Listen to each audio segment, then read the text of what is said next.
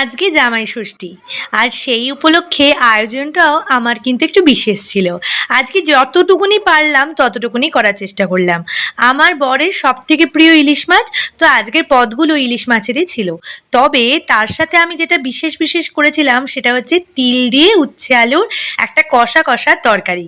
এই তরকারিটা কিন্তু খেতে অপূর্ব সুন্দর লাগছিল। এই রেসিপিটা অবশ্যই তোমাদের সঙ্গে শেয়ার করব। আমার আজকে খুব ইচ্ছা হলো যে এরম আকপাতে একটু হালকা তেতো তরকারি রাখতে, তাহলে অন্যান্য খাবারের রুচি কিন্তু ভালোই ফিরবে। তার সঙ্গে ছিল স্যালাড, নুন, লেবু, যেগুলো আর কি কোনো অনুষ্ঠান বাড়িতে থাকে।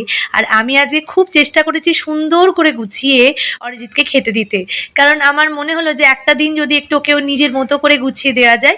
ইলিশ মাছের ঝাল করেছিলাম, ইলিশ মাছের ভাপা করেছিলাম, তবে সেগুলো অবশ্যই একটু অন্যরকমভাবে।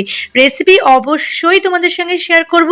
আর দেখো আজকের ওয়েদারটাও যেন ভীষণ ভালো, একদম চারিদিকে সাদা মেঘের ভেলা। প্রত্যেকটা মানুষ এখন চলে এসছে বারান্দায়, কারণ এখানকার মানুষ একটু তাড়াতাড়ি খেয়ে নেয়। আমাদের খেতে খেতে মোটামুটি 2-2:30 বেজে গেছিলো, আর আমি ওদেরকে খেতে দিয়ে এখানে এসে একটু রোদে চুল শুকাচ্ছিলাম।